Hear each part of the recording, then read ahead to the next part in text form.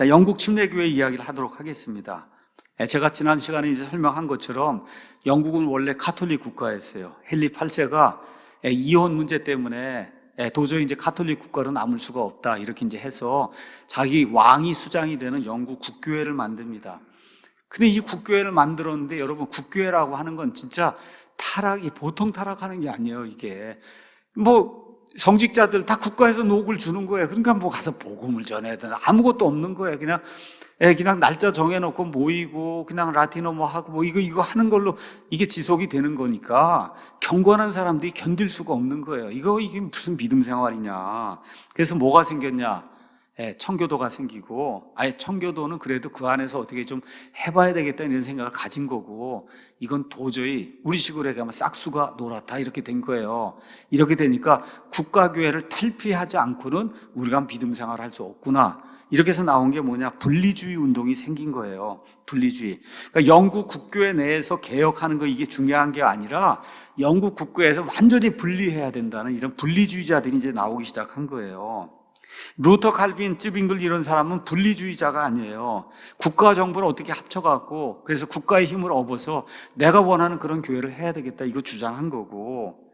자, 영국 문헌을 가서 보면 1528년에 다수의 대륙에 살고 있는 이런 그 재침례 교도들이 영국으로 이주해서 그때부터 한 50년 정도 지난 1573년경에는 영국 땅에 한 5만 명의 재침례 교인들이 존재했다 이런 기록이 있습니다. 자, 어쨌든 이런 재침례 교회가 종교개혁 시대에 일어나고 이렇게 되니까 영국의 헨리 8세도 안 되겠다는 거예요. 영국 국교회가 무너지니까 재침례 이거 주장하는 자들은 즉각 추방을 하고 그 다음에 핍박을 해야 된다는 이런 조치를 1538년에 내립니다. 자, 이런 조치가 계속해서 시행이 되니까 한 60년쯤 지나서 1593년경에 영국에서 도저히 이거 믿음 생활 할 수 없다 하는 이런 분리주의자들이 네덜란드의 캄펜으로 이주를 갑니다. 지금 우리 뭐 미국에 이민 간다, 이거 종교 때문에 이민 가는 거 아니에요. 돈 벌려고 가는 거잖아요. 아이들 교육시키려고.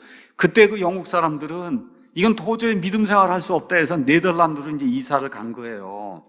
거기 네덜란드에 갔더니 누가 있어요? 메노나이트가 있잖아요. 메노나이트.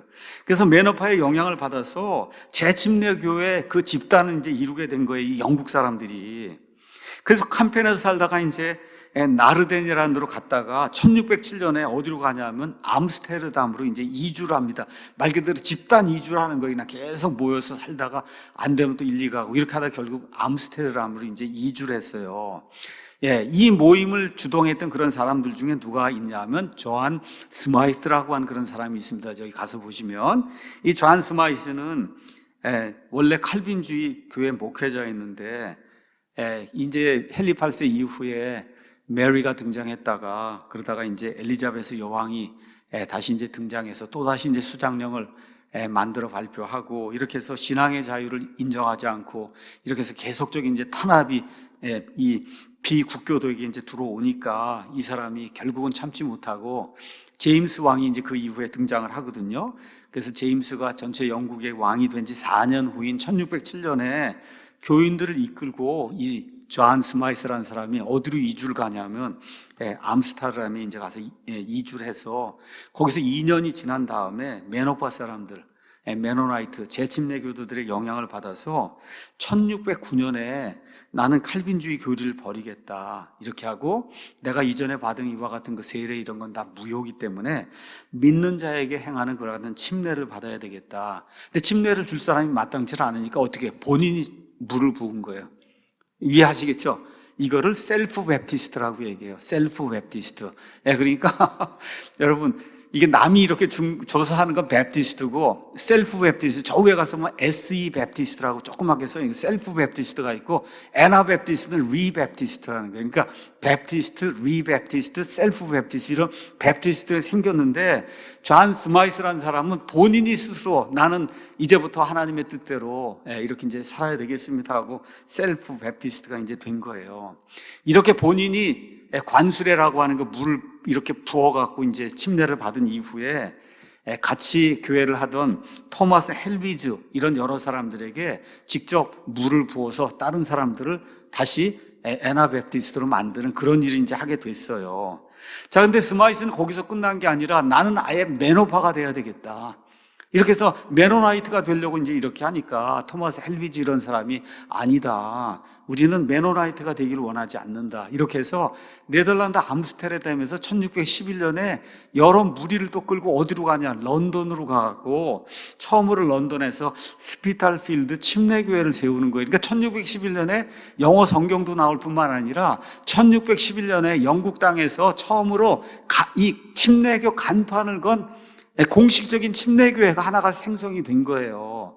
그래서 이 사람들은 칼빈주의를 다 버리고 예수님의 피가 모든 사람을 위해서 흘려졌다고 하는 이와 같은 속죄에 제한이 없다는 이런 거를 믿는 제너럴 베프티스트, 지금 우리와 같은 제너럴 베프티스트가 공식적으로 1611년에 영국 땅에 이제 생긴 거예요.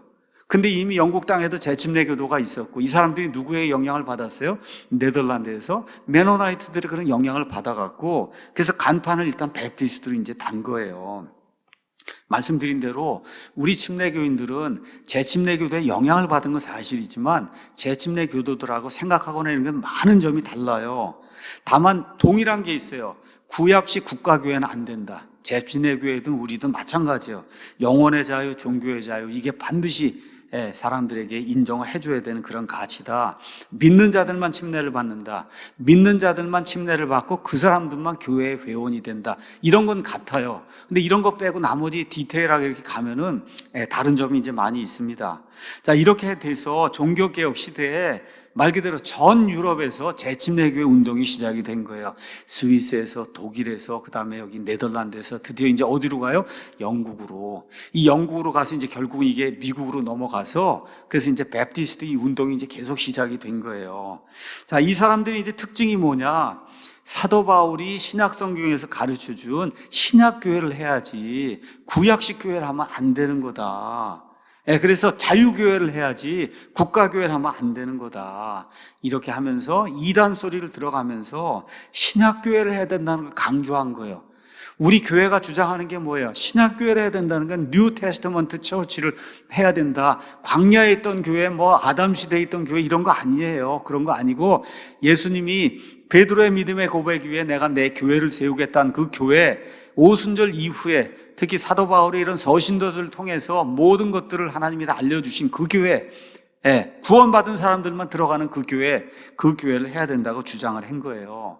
이런 사람들이 역사를 거치면서 한 1200년 동안 여러 가지 이름으로 도나티스트도 되고 노바테안도 되고 포울리시안도 되고 보고밀도 되고 카타리도 되고 알비겐시스도 되고 왈덴시스도 되고 롤라르도 되고 이렇게 하다가 종교개혁 시대에는 뭐로 바뀌었냐? 이 사람들에 대한 별칭이 애나베프티스트 이제 바뀌게 이제 된 거예요. 이 모든 사람들의 그 상세한 믿음으로 들어가면 그들의 배경이 다 다르기 때문에 상세한 건 다를 수 있지만 모두 공통적으로 추구하려고 하는 게 있어요. 그건 뭐냐? 신약교회를 해야 된다. 구약식 이 국가교회는 안 된다는 거예요. 신자들만 침례를 받아야지 유아세례는 무효다. 안 된다는 거예요. 신약시대 교회의 회원은 반드시 구원받은 사람만 교회의 회원이 될 수 있다. 이걸 주장을 한 겁니다. 그래서 종교개혁 시대엔 이런 사람들이 재침례교도, 그래서 애나베프티스트라는 그런 이름을 가지고 이것도 그분들이 불러준 게 아니에요. 천주교회나 이런 데서 저 사람들이 국가교회를 무너뜨리려고 또다시 침례를 주는 이런 사람이라 해서 이름을 애나베프티스트라고 이제 불러주게 된 거예요. 그래서 이 중에 나중에 일부는 매너파가 되고 나중에 또 일부는 또 뭐가 돼요? 침례교가 되고 하는 그런 일들이 이제 생긴 거예요. 어쨌든 영국에서 1611년에 공식적으로 베프티스트 처치라고 하는 게 생긴 거예요. 처음으로. 자, 그러면 많은 이제 교회사 이제 하는 분들이 다 프로테스탄트 이쪽에 있는 사람들이 교회사를 많이 하다 보니까 1611년 영국에서 생긴 이와 같은 그 프로테스탄트 종파가 침례교회다 이렇게 주장을 하는 거예요. 자, 이거는 말이 안 됩니다. 그게 왜 그러냐? 프로테스탄트라고 하는 건 천주교의 항거하고 이렇게 나온 항거자, 말틴 루터나 칼빈이나 이런 사람이 돼야 되는데 여기는 그렇게 한 적이 없는 사람들이에요. 이 재침례교도들 이렇게 되면서 이 사람들하고 전혀 다른 가치를 갖고 있는 거예요. 이 사람들은 뭘 얘기해요? 국가교회를 계속 유지해야 된다는 거고 아닙니다. 우린 자유교회를 해야 된다. 이런 사람들이기 때문에 아예 뿌리 자체가 이제 다른 거예요. 자, 우리 한반도 이 땅에 우리 한국 민족이 오랫동안 5천 년이고 얼마 살아왔습니다. 그런데 대한민국, 지금 저와 여러분 지금 한국민 그러면 대한민국 사람이잖아요. 공식적인 간판은 언제 단 거예요? 1948년 8월 15일 날 단 거잖아요. 그러면 그전에는 한국 사람이나 한국이 없었어요? 있었죠. 여러 가지 이름으로 불리면서 어쨌든 한국 민족이 이 땅에 지금까지 살아왔지만 공식적인 간판을 달아갖고 대한민국 국민이라고 된 거는 1948년 8월 15일 이후부터잖아요. 마찬가지로 교회 그 역사 기간에 이 성경 신자들의 정신을 가진 많은 사람들에게 이 유럽 땅에 등장을 했어요. 그러다가 공식적으로 1611년에 이런 사람들이 침례교회라고 하는 그런 간판을 가지고, 그리고 그 이후부터 침례교회라는 이름을 가지고 그로선 세상으로 이제 퍼져나가는 그런 일이 이제 생긴 거다. 그래서 미국의 침례교인들은 결코 자기들을 프로테스탄트라고 부르지 않습니다. 왜 그래요? 이 프로테스탄트는 국가교회라는 사람이고, 우리는 아예 초장부터 국가교회는 안 된다 그러고, 유아세례는 안 된다 그러고, 이 믿는 사람만이 침례를 받는다, 이런 거 주장한 사람들이 어떻게 여기하고 같은 맥락이냐. 그래서 그렇게 이제 주장을 하는 거예요. 그래서 우리는 프로테스탄트가 아니다.